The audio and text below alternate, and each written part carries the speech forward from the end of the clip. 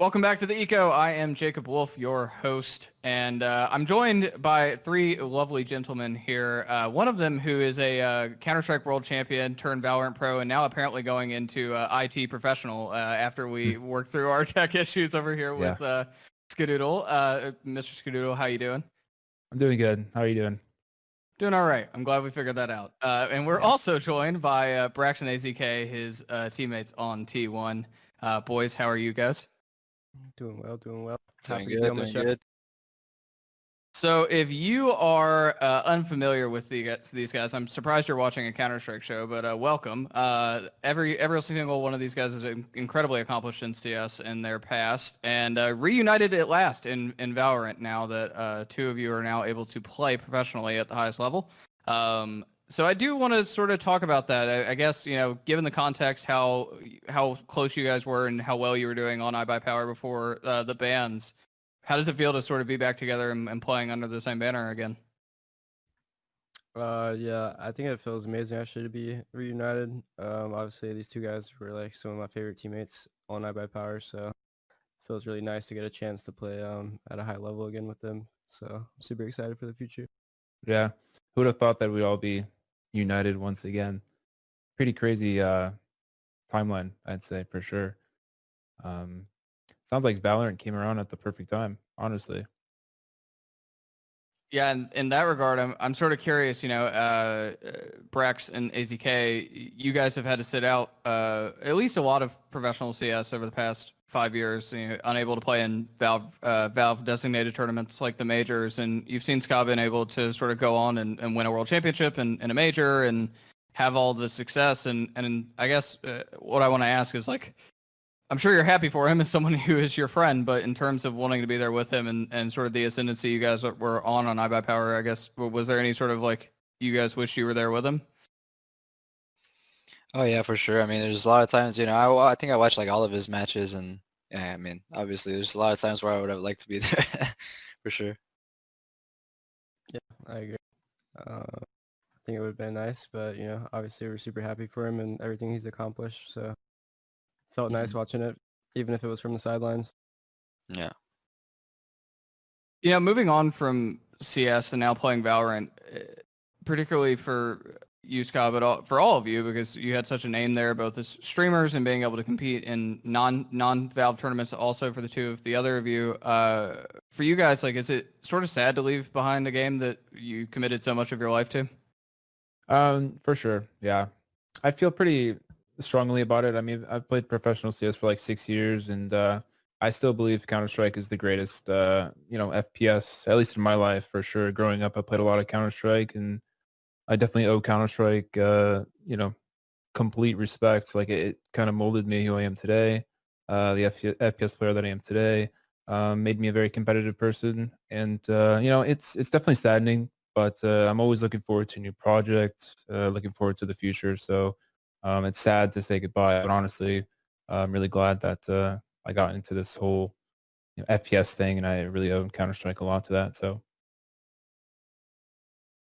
For the other two of you guys, leaving it Yeah, behind? I'm gonna have to agree with Tyler. I played CS pretty much my whole life. It was definitely a big part of my life, but considering everything that happened, I think it's good that we're moving on to something bigger. I'm not gonna say better, but like, just it works out given our situation. But yeah, I think it's bittersweet.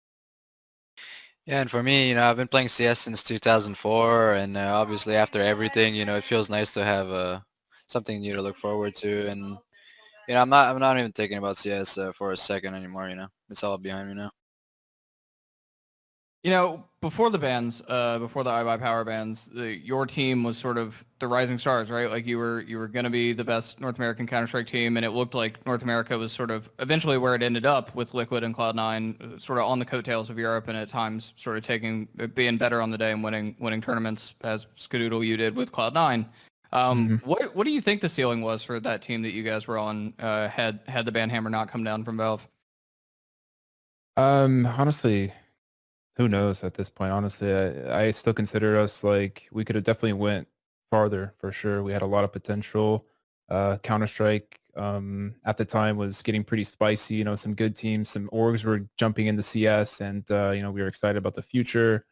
And we just had a really good time competing together. Our success really brought us together and made us better competitors overall. And honestly, like, who would have known what would have happened? Honestly, I think our potential was, past the sky. Honestly, we were an insane team. We got along really well together. We were very competitive. We didn't like losing whatsoever, and we were willing to fix whatever problems that we had in order for us to succeed. I think we all pushed ourselves to be like better teammates and just be the best we could be. I think it was really good. We all had similar goals and stuff.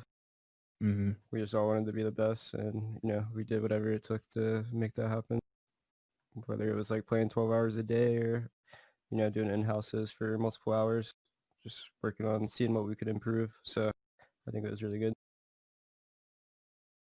Yeah, I think the skill ceiling of that team was endless, to be honest. Like, probably the best team I've ever been on, and honestly, we were just getting started, and the best was yet to come.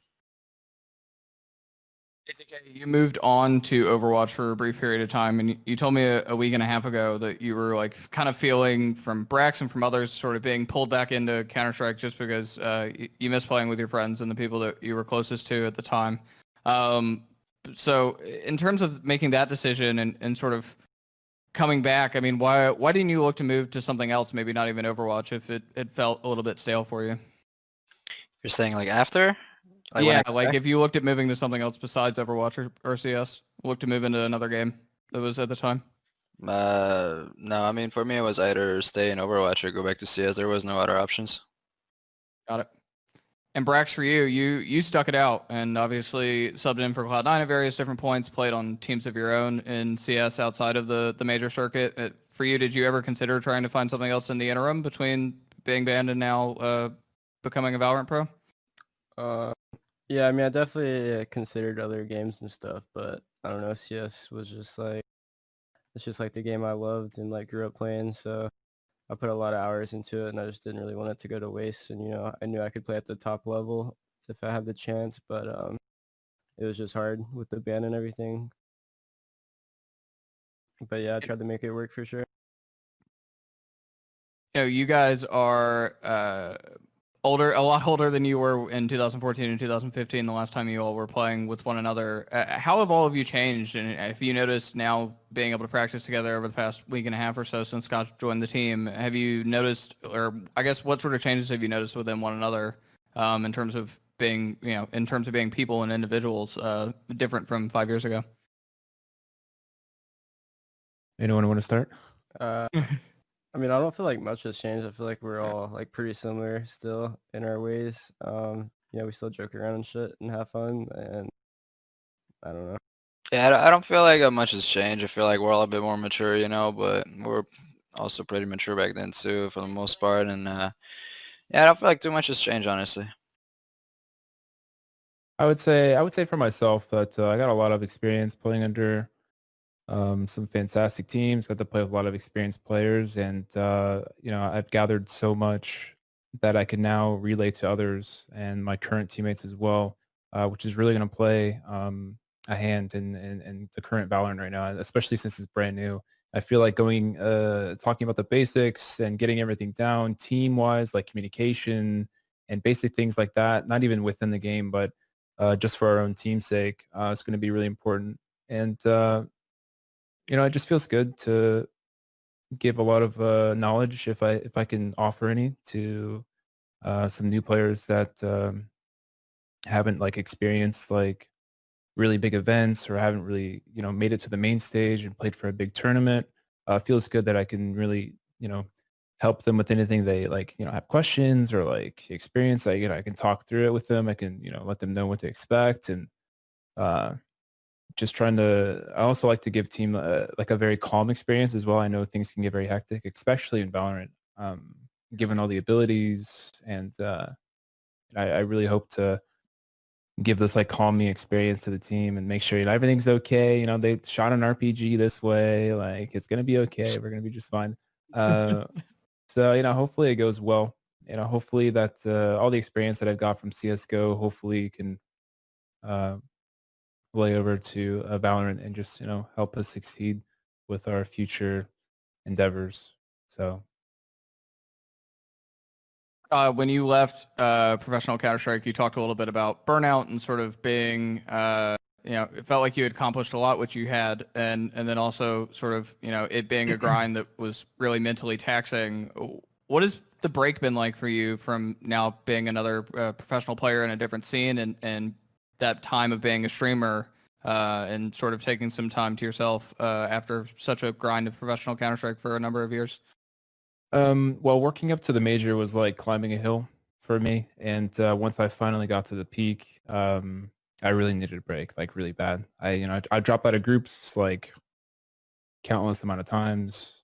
And once I finally got that big trophy under my belt, I just felt it was like necessary to really take a break. I've been working so hard all these past years to land the title for North America. And, once I finally got it, I thought it'd be a good time to really step back and just, reevaluate like what I want to do in the future. Do I want to keep competing? Do I want to take a little break for a short while? So, I turned to streaming, which honestly works out for me because I consider myself a pretty big gamer. I'm willing to play pretty much anything if it's fun, right? And I'm not like one of those hardcore Counter-Strike players who just play Counter-Strike endless, who only play Counter-Strike. I was always the gamer who just kind of played whatever was meta at the time, or whatever people were playing. Like when PUBG came out, I had played a lot of PUBG, and I just play a lot of different games. So streaming has been really fun, honestly. It's just I don't know if I'm ready to just sit back and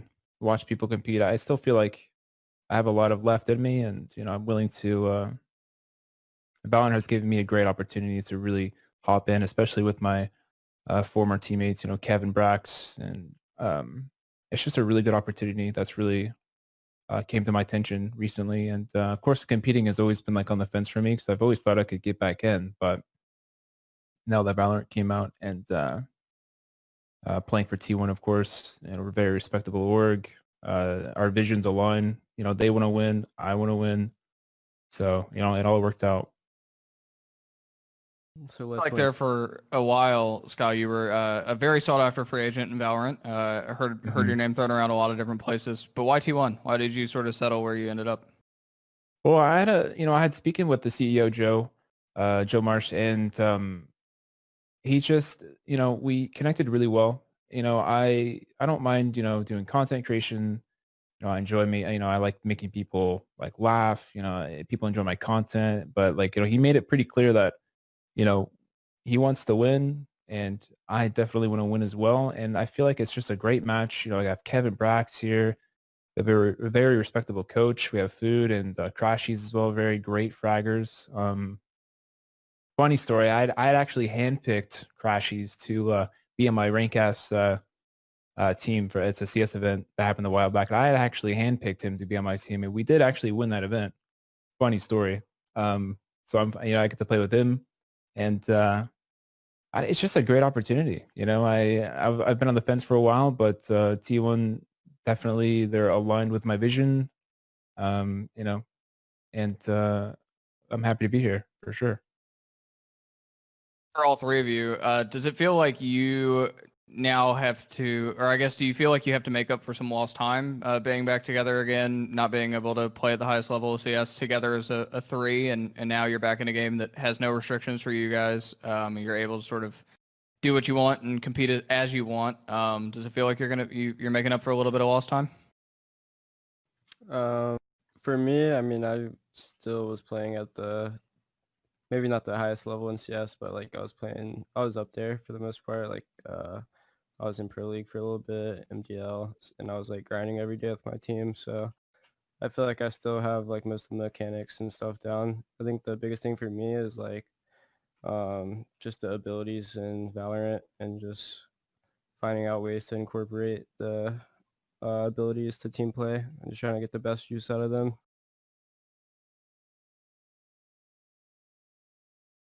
I think you're muted, AZK.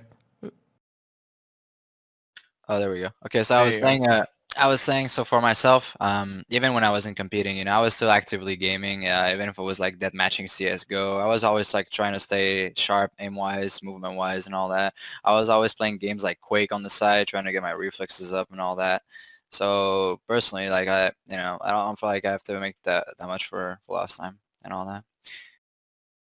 More so from a competitive perspective, though, you know, you think about what you could have achieved together in Counter-Strike if circumstances were different. Do you feel like in that respect, though, like does that motivate you to in Valorant to sort of like go get what you weren't able to get together in CS? Oh yeah, definitely, without a doubt. Yeah. And now you guys are paired with Food and Crashies, both former CS guys also, and a little bit younger, you know, somewhat akin to what Brax, you were in the iBuyPower team, the young guy that was sort of up and coming. That's what they are. And now you guys are sort of the older veterans now in the scene and have been around and have experience under your belt, respectively. From a mentorship perspective, I mean, I guess what lessons did you learn from CS, from team play and sort of environment and everything else, do you think you can get back to those guys and sort of teach and mentor? I feel mentality is a big one. I feel like, you know, playing Counter-Strike was a very big mental game. And, you know, even though the scoreboard might look bad, you might be down like 10 rounds, like there's always a chance to come back as long as you stay in the game and as long as you're level-headed, making good decisions.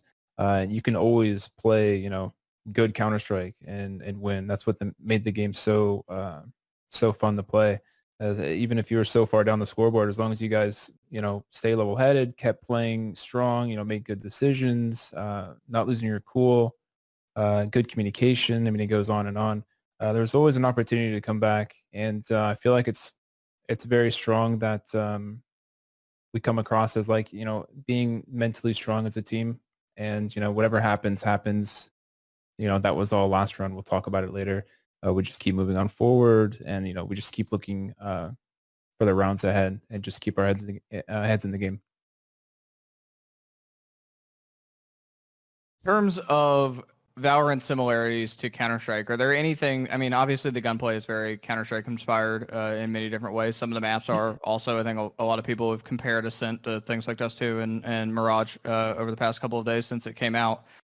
So there are obvious similarities, but for you guys, I mean, what do you, we see a lot of these Counter-Strike players, your buddy Hiko obviously just made this transition, and there are countless others that are lesser known, making the jump from one to the other, from Counter-Strike to Valorant. Do you think that generally the top most successful players will be Counter-Strike players straight out the gate? I think so at first, yeah.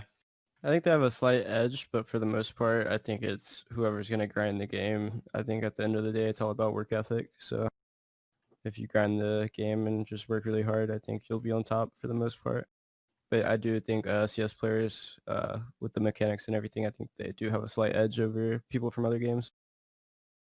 Yeah, I agree. I think off the break, like Counter-Strike players are definitely gonna have an easier time playing Valorant, but it's really all about work ethic, especially so early on. Like, I played Counter-Strike, but I wasn't anywhere near pro level. And then when I was given an opportunity to really succeed, I took it all the way home. I tried to work as hard as I could. I scrimmed as much as I could. Um, and I just found my way to the top by keep on working hard and, never looking back. And it's really going to be about work ethic here. But definitely Counter-Strike players will have an easier time, but I guarantee you that there's going to be some insane young talent out there. And, I look forward to the future. There's going to be some insane players for sure.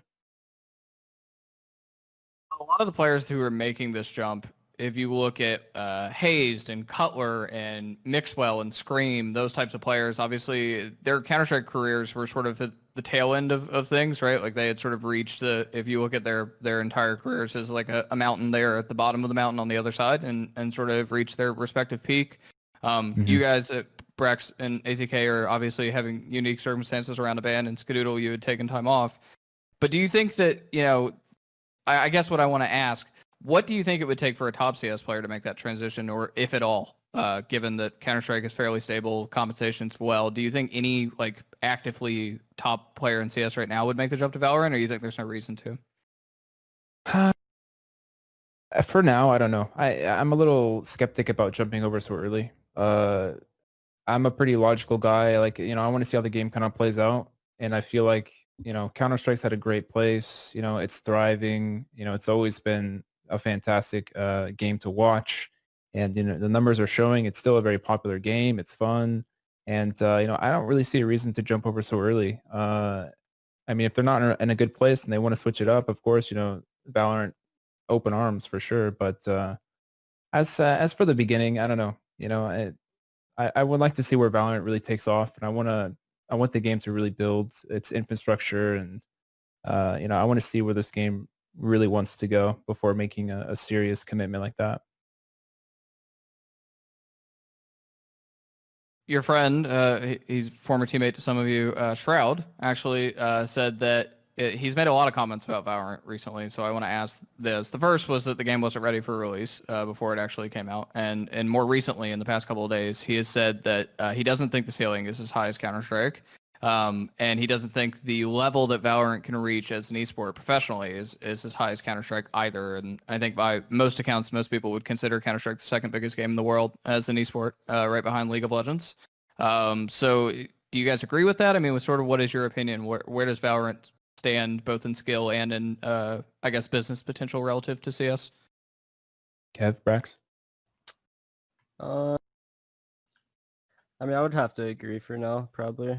I think like the CS scene's pretty, the esport as a whole is like pretty set, and I think it's really well right now, the way it's going. A lot of people watch Counter-Strike at the high level, and it's really entertaining. I think we're gonna need a lot more time to see like what happens with Valorant and like the competitive scene as a whole. So Yeah, I mean, yeah, I understand some of the comments that he's saying, but on the other side of the coin, like if you're making the game easier, it's also easier for the other guy on the other end too. So I feel like it kind of evens out. I agree with a little bit with what he's saying in terms of like the skill gap. It could be a little bit lower, but I do think that it's a good thing that the game is more accessible to everyone, and having both, like being able to use an AK and an M4 on both sides, I think it kind of like evens some of these things out. So a little thing like that. Yeah, I mean, Counter-Strike is definitely very hard to master for sure. You got to learn the mechanics. You got to make sure, your bullets are going straight and learning how to the recoil patterns. And I feel like Valorant definitely has an easier hand in terms of like, shooting mechanics and, playing the game in general. But I mean, Counter-Strike, once you reach the top level, it can be very simple. But that's honestly some of the hardest things about Counter-Strike is the fact that, once you learn everything about the game, it just never stops evolving. Like you can do a lot of things, even though you know it's coming. You can still work around it and teamwork, over everything.